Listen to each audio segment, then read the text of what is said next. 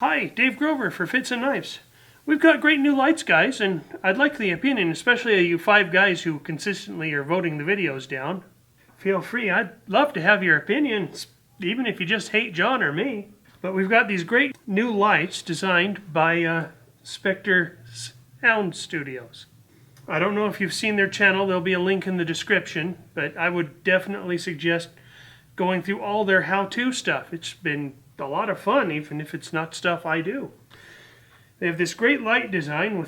There was just one little teeny problem with the ball mount, and I'll show you how to fix that if any of you decide to build your own.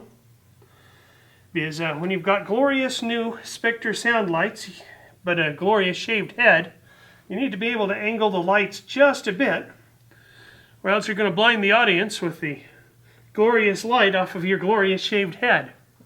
So we'll get into the details on how to fix this up now. When you've mounted up the ball, you're going to notice this little plastic washer. Now if you're mounting your lights to the plastic washer, it's going to fail, which I found out the hard way.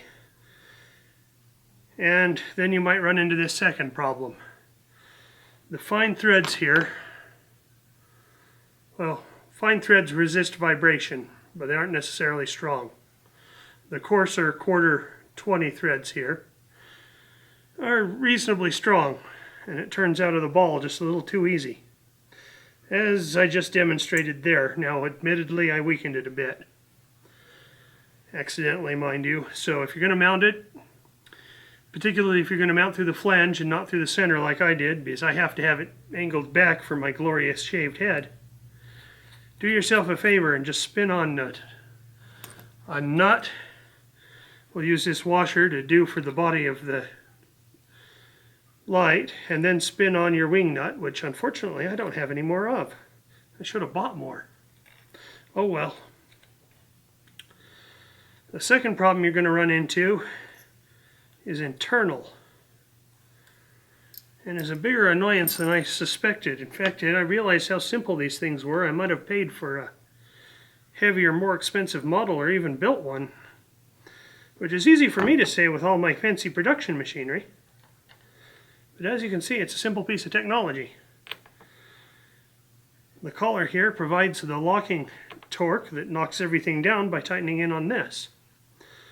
Problem we ran into, though, is that we'd set it up here, and then the weight of anything heavier than a camera would pull it on down. The solution is pretty darn simple. Just take yourself a piece of sandpaper and cut yourself a roughly circular shape. Doesn't need to be perfect. In fact, I used square shapes on the first one. I'd suggest putting a simple cut line right through. Just fold it in on top of this little cup.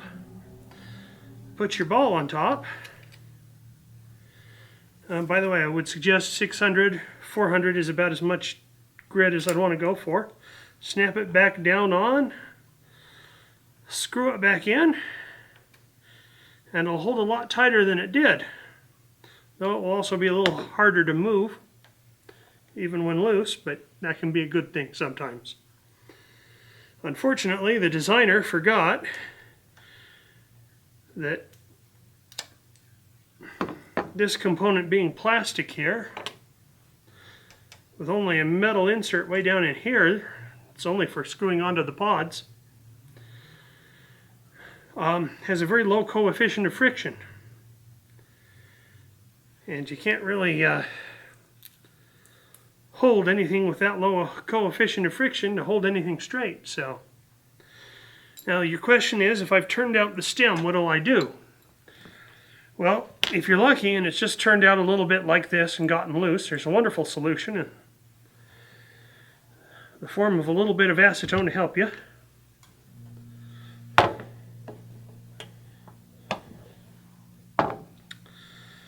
Just get a little acetone. I use gun cleaning patches. Hey, I'm a gunsmith, especially if anyone's wandered over from Spectre. Clean out the inside of the hole on the ball bearing unit.